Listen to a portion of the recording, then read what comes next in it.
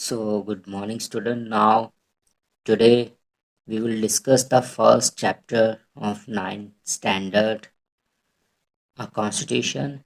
And now, today we will discuss about the special features of the constitution, main characteristics of the constitution, मतलब संविधान की मुख्य विशेषताएं क्या है.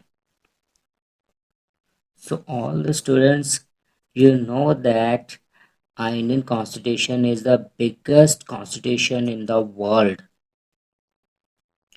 So we have a written constitution. हमारे पास लिखित रूप में हमारा संविधान है. So now we will discuss about the written constitution. A written constitution is one which is prepared by a constituent assembly. It contains a set of rules, law and principles specially made to rule the country.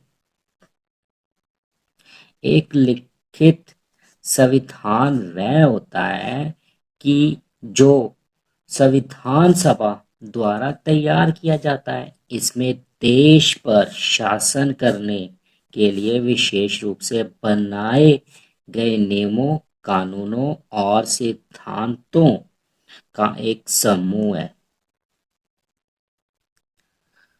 The rules, law and principles are compiled, added in a book form with different chapters dealing with different topics of government like aims of the constitution, election of head, rights of the people, etc. नियम, कानून, सिद्धांतों को एक किताब के रूप में तैयार किया गया है. सरकार ने अलग अलग विषयों से संबंधित जैसे संविधान के उद्देश्य और उनके प्रमुखों का चुनाव, लोगों के अधिकार आदि. Like the US, United States, France, Germany, Pakistan, etc. India has a written constitution. जैसे कि फ्रांस, जर्मनी, अमेरिका, पाकिस्तान आदि. और इंडिया यानी कि भारत में जो एक लिखित संविधान है. Interestingly, India's former ruler Great Britain has an unwritten constitution. The constitution is not made by any constituent assembly. दिलचस्प रूप से भारत के पूर्व शासक महान ब्रिटेन का एक अलिखित संविधान है. और उसके अलावा उनका जो संविधान है ना, किसी संविधान सभा द्वारा नहीं बनाया गया है. It is based on tradition, customs and judgment. It has been in use for centuries. ये परंपराओं, रीति रिवाजों और किसी भी निर्णयों पर आधारित है. ये सदियों से उपयोग में है. And now we will discuss about the universal adult franchise. Mean adult का मीन बालिग यानी कि जो 18 ईयर से ऊपर होते हैं. फ्रेंचाइज मतलब राइट टू वोट. यूनिवर्सल मतलब कि सभी को वोट डालने का अधिकार है. So the word suffrage mean vote देने का अधिकार, mean right to vote, mean vote. The Indian constitution has given Indian both man and women the equal right to vote. All the citizens from the age of 18 vote to elect their representative. Representative means spokesman for the Lok Sabha, Vidhan Sabha assemblies, the municipal corporation and the panchayats. जैसा कि आपको पता है कि suffrage का मतलब vote डालने का अधिकार. भारतीय संविधान ने भारत में पुरुषों और महिलाओं दोनों को वोट डालने का अधिकार दिया है. इसमें जो 18 साल की उम्र के सभी नागरिक अपने पसंदीदा जो उनके जो कैंडिडेट्स हैं, जैसे लोकसभा और विधान सभाओं के लिए, जैसे नगर निगम और पंचायत के चुनाव में अपने पसंदीदा कैंडिडेट्स को वो चुनते हैं. और उनकी वोट्स के द्वारा ही लोकसभा के एमपीज चुने जाते हैं, विधानसभा के एमएलए चुने जाते हैं, म्युनिसिपल कॉरपोरेशन मेंबर्स चुने जाते हैं, पंचायती मेंबर्स चुने जाते हैं। And now we will discuss about the secular state. Secular state होता है मतलब धर्मनिरपेक्ष राज्य, जिस एक देश में सभी धर्म एक समान समझे जाते हैं, ठीक है ना। कोई भी ऑफिशियल कोई धर्म नहीं है, जैसे इंडियन कंट्री है उसमें किसी भी ऑफिशियल किसी धर्म का राज नहीं है, ठीक है। So the constitution by the 42nd amendment, amendment मतलब minor changes, declares India to be a secular states, मतलब कि धर्मनिरपेक्ष एक राज्य है इंडिया। और secular states has no official religion, ठीक है। हमारे देश में कोई भी किसी तरह का ऑफिशियल रिलीजन नहीं है, ठीक है, किसी भी एक धर्म का राज नहीं है। So the opposite of the secular state is a theocratic state.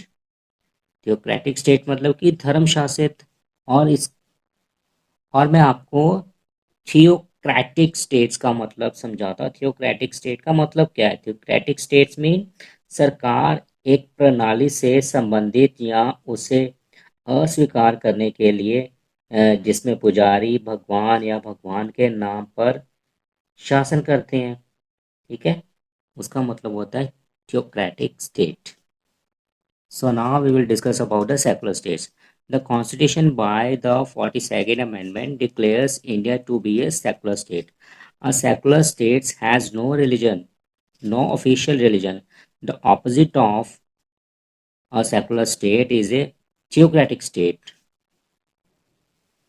मतलब कि 42nd amendment means a minor change. 42nd amendment के द्वारा भारत को एक धर्मनिरपेक्ष राज्य घोषित किया या घोषित करता है। एक धर्म निरपेक्ष राज्य का कोई आधिकारिक धर्म नहीं है, और उसके अलावा एक धर्म निरपेक्ष के उलट एक धर्म शास्त्र राज्य है जिसे कहते हैं theocratic state, which has an official religion. Examples of secular states are India and Nepal, while examples of theocratic states are Pakistan, Iran, etc. और इसमें क्या है, जैसे जिसका एक आधिकारिक धर्म है, धर्मनिरपेक्ष राज्य की उदाहरण अगर हम दें, भारत और नेपाल जो है वो क्या है, वो एक धर्मनिरपेक्ष राज्य हैं, ठीक है। और उसके उलट धर्म शासित जो राज्य हैं वो है पाकिस्तान और ईरान, ये उनकी एग्जाम्पल्स हैं। And now we will discuss about the single citizenship. Single citizenship है क्या? एक तरफा जो नागरिकता दी जाती है, एक तरफा नागरिकता यानी कि एकल नागरिकता को हम क्या कहते हैं? Single citizenship. सिंगल सिटीजनशिप है क्या? मतलब क्या है सिंगल सिटीजनशिप का? Single citizenship it means that there is only Indian citizenship. Due to single citizenship, all citizens, irrespective of their residing states, enjoy the same political and civil rights of citizenship. मतलब क्या है? इसका मतलब ये है कि सिर्फ भारतीय नागरिकता है। इसका मतलब क्या है? सिर्फ भारतीय नागरिकता है। एक तरफा नागरिकता के कारण सभी नागरिक चाहे जो भी हों, उनके रहने वाले राज्यों में नागरिकता के समान राजनीतिक और नागरिक अधिकारों का आदि मिलना है। And a federation, federation mean organization offer dual citizenship to its citizens, citizenship of the union and the citizenship of another state where a person resides, for example in the United States of America। एक तरफा यानी कि एकल नागरिकता एक महासंघ अपने नागरिकों को संघ की नागरिकता और दूसरे राज्य की नागरिकता प्रदान करता है। जहां एक व्यक्ति रहता है, उदाहरण के लिए हम कह सकते हैं कि यूएसए संयुक्त राज्य अमेरिका में India offer a single citizenship. Bharat एक ही नागरिकता प्रदान करता है। All citizens enjoy a common status which permits them equal rights and equal protection of the state. There is a no discrimination मतलब partiality based on the place of living in India। मतलब कि सभी जो Indian नागरिक हैं एक समान स्थिति का आनंद लेते हैं जो उन्हें राज्य के समान अधिकारों और समान सुरक्षा की अनुमति देता है और भारत में रहने की जगह के आधार पर कोई भेदभाव नहीं होता है। The single citizenship promotes unity among the people. It does away with regional, religious or social differences between the people। और ये एक तरफा नागरिक लोगों में एकता को बढ़ावा देती है और दूसरा क्या है ये लोगों में क्षेत्रीय धार्मिक या सामाजिक मतभेदों को दूर करता है। And now we will discuss about the fundamental rights. Fundamental rights होते क्या है, फंडामेंटल राइट्स का मतलब क्या होता है, सबसे पहले ये समझना ज़रूरी है। फंडामेंटल राइट्स का मतलब जो हमारे मौलिक अधिकार होते हैं, जो जन्म सिद्ध अधिकार होते हैं, ठीक है ना। तो फंडामेंटल राइट्स है क्या? Fundamental rights are a group of rights that have been recognised by the Supreme Court as requiring a high degree of protection from government encroachments। मतलब कि जो फंडामेंटल राइट्स मौलिक अधिकार यानी कि जन्म सिद्ध अधिकारों का एक समूह है जिसे सर्वोच्च न्यायालय द्वारा मान्यता दी जाती है, सर्वोच्च न्यायालय द्वारा, और सरकारी कब्जों से उच्च स्तर की सुरक्षा को आवश्यकता के रूप से भी मान्यता दी गई है। And the third part of the Constitution grants and guarantees fundamental rights to the citizen of India। यानी कि जो संविधान का तीसरा भाग भारत के नागरिकों को मौलिक अधिकारों की गारंटी देता है। Originally there were 7 fundamental rights. Later the rights to property was deleted. It is now only legal rights. Now 6 fundamental rights are there। अगर देखें हम मूल रूप से 7 मौलिक अधिकार थे और बाद में संपत्ति का जो अधिकार था ना उसको हटा दिया गया था और अब सिर्फ सिर्फ 6 कानूनी अधिकार हैं जिसमें फर्स्ट है राइट टू इक्वालिटी समानता का अधिकार और सेकंड है राइट टू फ्रीडम स्वतंत्रता का अधिकार और थर्ड है राइट अगेंस्ट एक्सप्लॉयटेशन सक्शन यानी कि शोषण शोषण के खिलाफ अधिकार और फोर्थ है right to freedom of religion धर्म की स्वतंत्रता का अधिकार एंड फिफ्थ है कल्चरल एंड एजुकेशनल राइट्स यानी कि जो हमारा सभ्याचार है, हमारी संस्कृति है और जो शिक्षा के अधिकार हैं, ठीक है। और 6 है राइट टू कॉन्स्टिट्यूशनल रेमेडीज, ठीक है ना। रेमेडीज होती कि सुधार करना, किसी चीज का उपचार करना, यानी कि जो हमें इसमें क्या है संविधान के उपचारों का सुधारों का अधिकार है, ठीक है। अगर संविधान में किसी तरह की कोई बुराई है या किसी भी तरह की कोई उसमें खामियां है, हम उसमें क्या कर सकते हैं, सुधार कर सकते हैं। सो 7 है right to education for all citizens between ages 6 to 14 irrespective of their place of study has been made a fundamental right। मतलब कि 6 से 14 साल की उम्र के सभी बच्चों के लिए जो शिक्षा का अधिकार है ना, जो भी उनके पढ़ाई के स्थान को मौलिक अधिकार बनाया गया है। And now today we will discuss about the fundamental duties। Fundamental duties क्या होती है? हमारे जो मौलिक कर्तव्य हैं, ठीक है, उसका मतलब होता है फंडामेंटल ड्यूटीज। और उसके अलावा bye the 42nd amendment these duties have been included in the constitution. These duties are not enforceable by courts. Some of the important duties of Indian citizen are, मतलब कि संविधान के 42nd वे जो संशोधन सुधार द्वारा इन कर्तव्यों को संविधान में शामिल किया गया है। और उसके अलावा ये जितने भी ड्यूटीज हैं, जो कर्तव्य हैं, न्यायालयों द्वारा लागू नहीं होते हैं। और इनमें कुछ इम्पोर्टेंट्स जो कर्तव्य हैं जो भारतीय नागरिकों के, उनमें फर्स्ट है respect for the constitution, the national flag and the national anthem. अपने राष्ट्रीय जो ध्वज है, हमारा झंडा है, और जो हमारा जो राष्ट्रीय गान है, उसका सम्मान करना। सेकंड है uphold and protect the sovereignty, unity and integrity of India. मतलब कि भारत की जो संप्रभुता है और उसकी जो अखंडता है, उसकी रक्षा करना।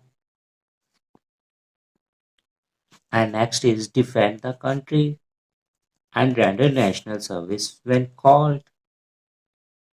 मतलब कि देश की रक्षा करना है, और जब भी हमें बुलाया जाता है तो हम राष्ट्र की सेवा के लिए प्रस्तुत रहें। Promote the common brotherhood of all the people of India and renounce and practice derogatory to the dignity of women. मतलब कि लोगों के बीच में एक साझा तरह का भाईचारा, उसको बढ़ावा देना। और जो महिलाएं हैं, महिलाओं की गरिमा के लिए किसी भी प्रथा को अपमानजनक बनाना। And next is preserve the rich heritage of the nation composite culture. राष्ट्र की संपूर्ण सभ्याचार की बहुमूल्य विरासत को सुरक्षा प्रदान करना। And now we will discuss about the directive principles of state policy. ठीक है, डायरेक्टिव प्रिंसिपल्स, निर्देशक सिद्धांत। The directive principles are instruction to the state to promote social and economic development of the country. जो देश के निर्देशक निर्देशक सिद्धांत देश के सामाजिक आर्थिक विकास को बढ़ावा देने के लिए राज्यों को निर्देश है। These principles are also not enforceable by any court. There are four main groups of directive principles. So these are not properly arranged. The four groups are, और ये सिद्धांत किसी भी अदालत द्वारा लागू नहीं है। और जितने भी हमारे जो निर्देशित सिद्धांत हैं, सिद्धांतों के चार मुख्य समूह हैं। हालांकि ये सही तरीके से प्रबंध नहीं किए गए हैं। और ये जो चार समूह हैं, उनमें पहला है द गांधीयन प्रिंसिपल, यानी कि जो गांधीवादी सिद्धांत हैं। To organise village panchayat to prohibit the consumption of intoxicating drink and drugs which are harmful to health. मतलब कि ग्राम पंचायतों का आयोजन करना, जितने भी नशीले पदार्थ हैं या नशीली दवाएं हैं, ठीक है, पहले तो उनके सेवन पर रोक लगाना, और यही हमारे सेहत के लिए हानिकारक है। नंबर सेकंड है सोशलिस्ट प्रिंसिपल्स, यानी कि जो समाजवादी सिद्धांत है। The state shall provide equal pay for equal work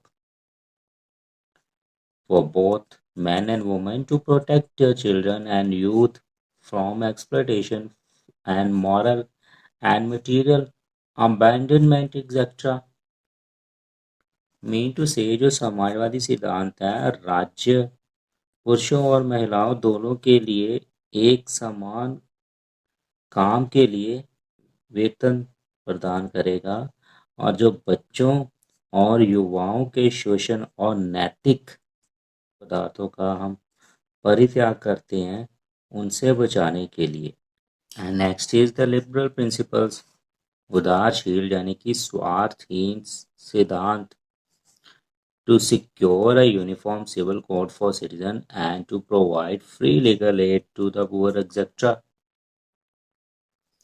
अपने इंडियन नागरिकों के लिए एक समान अल नागरिक संहिता को सुरक्षित करना, गरीबों आदि के लिए मुफ्त कानूनी सहायता प्रदान करना, etc.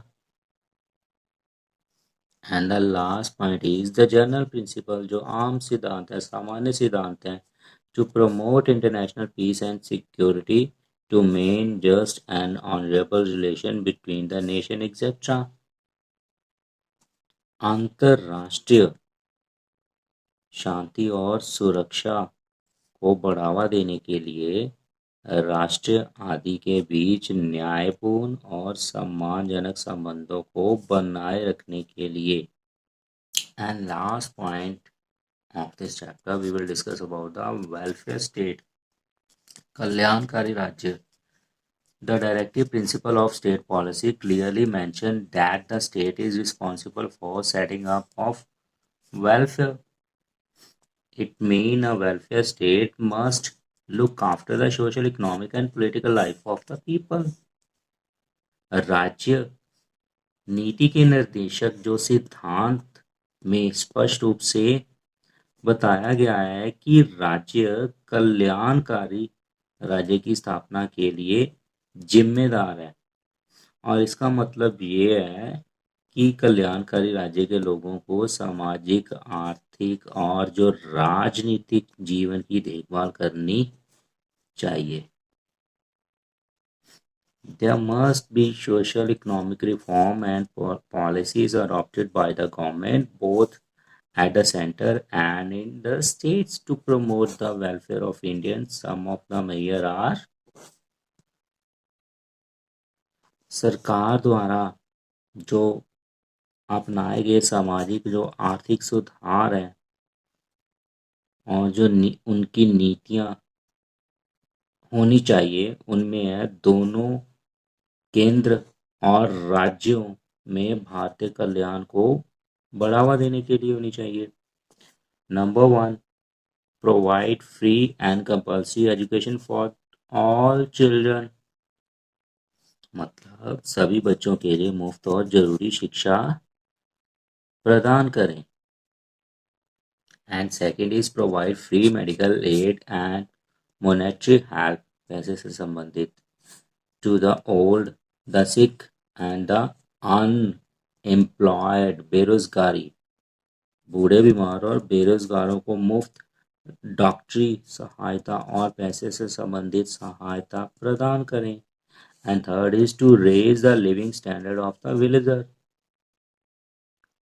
ग्रामीणों के जीवन स्तर को ऊपर उठाना। And next is to abolish bonded labour, मतलब जो बंधुआ मजदूरों को समाप्त करना। And next is to encourage cottage industries, घरेलू जो उद्योग होते हैं उनको उत्साहित करना।